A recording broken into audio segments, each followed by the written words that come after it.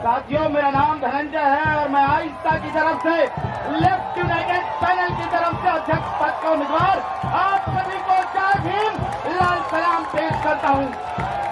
आज कैंपस में 4 साल बाद इस 2024 के बसंत के महीने में चुनाव होने जा रहा है।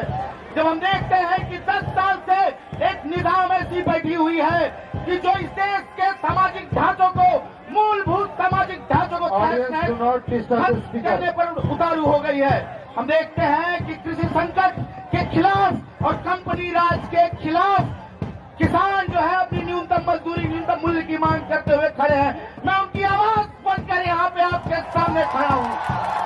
सामंती धौस के खिलाफ दक्षिण बिहार और मध्य बिहार में लड़ रहे उन तमाम दलित खेतीहर मजदूरों की आवाज बनकर मैं आपके सामने यहाँ बोलने आया हूँ। सामंती साजिश के तहत हमारे कॉमरेड मनोज मंजिल को जेल में भेज दिया गया है। मैं उनकी आवाज के तौर पे यहाँ बोल रहा हूँ और ये मैं कहना चाहता हूँ कि तुम जितना दमन कर लो, कितनी सलाखें बढ़ा लो, दबने वाले नहीं है। इस प्रेसिडेंशियल डिबेट के मंच से मैं उन तमाम इलाहाबाद, उसके साथ कानपुर, बनारस, पटना और अन्य जगह पे रोजगार की लड़ाई लड़ रहे उन युवाओं को लाल सलाम पेश करता हूँ और ये वादा देता हूँ कि जेएनयू का छात्र संघ आपके साथ खड़ा रहेगा, आपके साथ लड़ता रहेगा। हम छात्रों के भविष्य के साथ खिलवाड़ कभी पसंद नहीं करेंगे। हम देखते हैं कि नेशनल एजुकेशन पॉलिसी के तहत जिस तरह से छोटे शहरों में, गांव में, देहातों में स्कूल को बंद करने की कवायद चल रही है। बेशर्मिक सरकार है जो आजादी के बाद ऐसी पहली सरकार है जो स्कूल खोलने नहीं, बंद करने जा रही है। हायर एजुकेशन फाइनेंसिंग एजेंसी के नाम पे सेंट्रल यूनिवर्सिटी को कर्ज के बोझ के तले दबा देने वाली ये सरकार है। हम देखते हैं कि किस तरह शिक्षा के मूलभूत अवधारणा को ये खत्म कर देना चाहती है, मानव जैसे फेलोशिप को खत्म कर देना चाहती है, कर दी है। और इसके साथ रिसर्च में फंड कट, फीस कट इसने किया है। ये शिक्षा के मूलभूत अवधारणा पर हमला है और इसके खिलाफ मैं यहाँ पे खड़ा हूँ। हम इसके साथ देखते हैं कि फॉरेन की यूनिवर्सिटी को बढ़ावा दिया जा रहा है। कहा जा रहा है कि आइए जमीन लीजिए और लाखों की फीस उठाइए। हम शिक्षा को बाजार नहीं होने देंगे, हम शिक्षा को दुकान में नहीं लगने देंगे। और यहाँ से मैं कहना चाहता हूँ कि तमाम वंचितों के लिए विश्वविद्यालय के दरवाजे खुले रहेंगे। इस बात का पैरोकारी करने के लिए मैं यहाँ पे खड़ा हूँ। हम देखते हैं कि शिक्षा में, रोजगार में जिस तरह से आरक्षण को खत्म कर दिया जा रहा है। हम देखते हैं कि एक सामंतवादी, एक ब्राह्मणवादी, एक मनुवादी तबका जो चाहता है कि समाज का एक टुकड़ा उनके जूते के नीचे रहे और उनको मजा आता है, तो उनके मजा को किरकिरा करने के लिए मैं यहाँ पे आया हूँ। भगत सिंह, अशफाक उल्लाह खान, राम प्रसाद बिस्मिल, डॉक्टर बाबा साहब भीमराव अम्बेडकर, महात्मा गांधी के इस देश में माफी मांगने वाले सावरकर और अंग्रेजों की चटखारता करने वाले गोलवलकर की पैरोकार ये सरकार इस देश में सीए लेके आती है, जो कहती है कि धर्म के नाम पर नागरिकता मिलेगी। हम बता देना चाहते हैं, संविधान को हम मानते हैं जिसमें लिखा है ये देश धर्मनिरपेक्ष है और रहेगा। अजीमुल्लाह खान की आवाज में मैं कहना चाहता हूँ अपनी बात कि हम हैं इसके मालिक, हिंदुस्तान हमारा, पाक वतन है कौम का, जन्नत से भी प्यारा। इस आवाज के साथ संविधान की रक्षा करते हुए हमारे दोस्तों को जेल में डाल दिया जाता है। हम देखते हैं कि किस तरह से भीमा कोरेगांव में दलितों की आंदोलन को लड़ते हुए हमारे साथी को जेल में डाल दिया। उनकी रिहाई की मांग हम यहाँ से करने आए हैं। सरजील इमाम, उमर खलीद, मिरान हैदर, सबकी रिहाई की मांग हम यहाँ से करने आए हैं। जब इस कैंपस में चुनाव हो रहा है, जेएनयू में चुनाव हो रहा है, जेएनयू जाता है पूरी दुनिया में अपने एकेडमिक एक्सीलेंस की वजह से, दुनिया में जाता है इंक्लूसिव नेचर की वजह से, डिबेट डिसेंट की वजह से। लेकिन आज ये जो सत्तासीन सरकार है वो बदनाम करने की कोशिश कर रही है। चुभता है इसे कि गरीब का बच्चा इतनी बेहतर पढ़ाई कैसे कर रहा है। कहा जाता है कि जेएनयू के छात्रों को सड़क पर खड़े करके गोली मार देना चाहिए। अरे किसको गोली मार देना चाहते हैं आप? कल के रोज कल तसव्वुर कीजिए, हम और आप में से कोई नॉर्थ गेट के बाहर निकले और कोई सरफिरा अगर गोली मार दे तो उसका जवाबदेही कौन होगा? ये सरकार से एक सवाल है हमारे से। मैं कहना चाहते कि जिस तरह से मारपीट के बढ़ावा दे रहे हैं और शर्म देखिए कि ये चुनाव भी लड़ रहे हैं, वोट भी मांगना है। खैर ये जेएनयू की डेमोक्रेसी है कि जो ऐसे लोगों को भी चुनाव लड़ने का मौका देती है। मारपीट से सिर्फ हमारा खून नहीं बहता है। झारखंड में, बिहार में, तेलंगाना में, राजस्थान में, किसी गांव में वहां के लड़के या लड़कियों का सपना भी उस मारपीट से मर जाता है। इसकी बात नहीं करते बात करते हैं कि आप मानते होंगे कि गौमूत्र से कैंसर ठीक होता है, लेकिन आज हम साइंस और साइंटिफिक रिसर्च की पैरोकारी करते हैं यहाँ पर।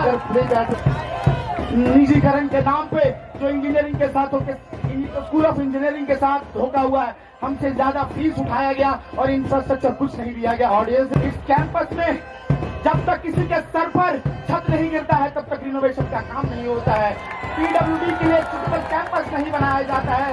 हम देखते हैं कि इस कैंपस में बेबाक, बेखौफ, आजाद महिलाओं की आवाज को दबाया जाता है, जेंडर माइनॉरिटी के अशर्त को दबाया जाता है और जीएसटीएस को खत्म कर दिया जाता है। मैं उसके खिलाफ यहाँ पे खड़ा हूँ। जब सुबह सुबह हम जागते हैं तो देखते हैं कि आपके वॉशरूम को कोई साफ करके रखता है। कौन है वो?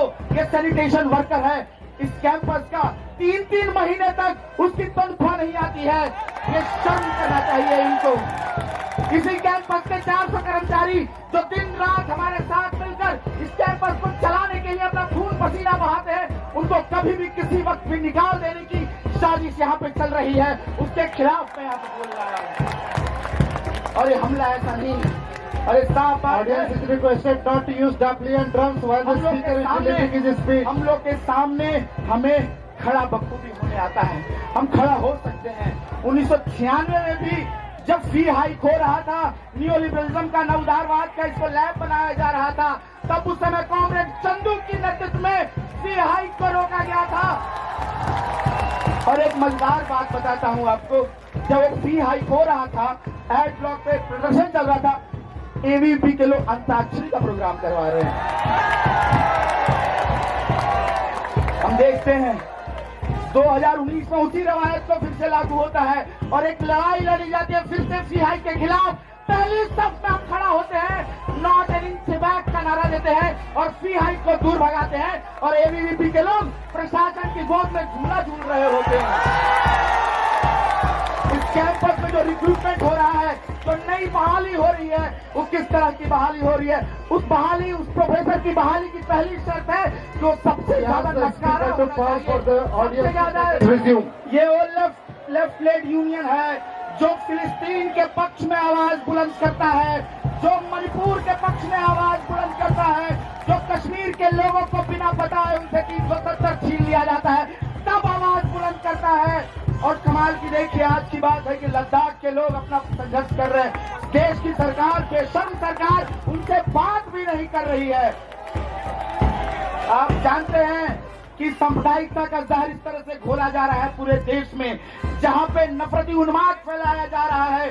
आप देख लीजिए मुजफ्फरनगर से लेकर आसाम तक, उसके साथ नॉर्थ ईस्ट दिल्ली तक जिस तरह के दंगे, जिस तरह की आग लगाई गई है, मुसलमानों का जनसंहार हुआ है, उसके खिलाफ हम खड़े हैं। हसदेव से लेकर धारावी तक जिस तरह से अडानी को बेच दिया गया है, उसके खिलाफ हम यहाँ पे खड़े होकर आए। ये हमारी रवायत है, ये हमारी लड़ाई है जिसको हम लेकर चलते हैं। आने वाले वक्त में जब ये छात्र संघ चुन के आएगा तो हम आपको ये ऐलान करते हैं कि जो एमसीएम है जो 2000 रखा हुआ है उसको 5000 करवाया जाएगा। ये इंश्योरिटी देते हैं, लड़ाई की ताकत रखते हैं। नॉन नेट फेलोशिप जो 5000 से 8000 के बीच में अटका पड़ा है उसको 20,000 तक करवाने की हम लड़ाई लड़ेंगे। कि बेहतर रिसर्च हो सके, बेहतर पढ़ाई हो सके, इस कैंपस में साइंटिफिक टेम्परामेंट को बढ़ावा मिले, इस कैंपस में साइंस को बढ़ावा मिले, इसके लिए बेहतर फैसिलिटी हो, इसके लिए बेहतर लैब हो, इसके लिए बेहतर रीडिंग रूम हो, इसकी इंश्योरिटी करवाते रहे हम। इसके साथ इस कैंपस में एक प्लेसमेंट सेल, बेहतर प्लेसमेंट सेल रहे, इसकी नुमाइंदगी करते हैं हम। इस कैंपस में फिर से जीएस कैश को रिस्टेट करने की बात करते हैं हम।